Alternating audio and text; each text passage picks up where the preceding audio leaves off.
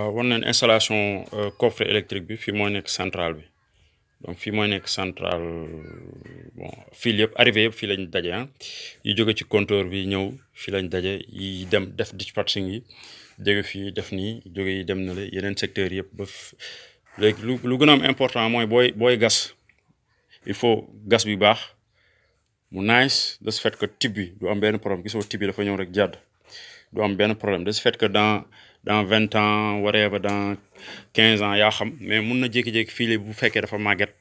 wala nga changer renforcer ay fil ak yooyu wala ay modification da ngay ñëw rek xëcc da ngay xëcc rek mu topp la parce que déjà type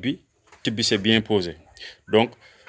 lii moom moo gën a professionnel mooy def nii teg type ba pare soog a passé fil parce que ñu bëri dañuy ñëw dañuy passé fil bi ba pare soog a teg type bi donc de ce fait que après dañuy naan comme type bi jàll na rek il s'en fout quoi l'essentiel type bi jàll na de ce fait que même bu ñu koy teg bu ñu koy posé day damm léegi yow tam boo ñëwaatee fekk ñu karole ak yëpp nga war a def modification wala type am benn fil bu dagg nga war ko changer boo xëccee dara du dem de ce fait que xam nga mooy installation mort quoi la ñuy wax donc de ce fait lii daal moom moo gën a professionnel lii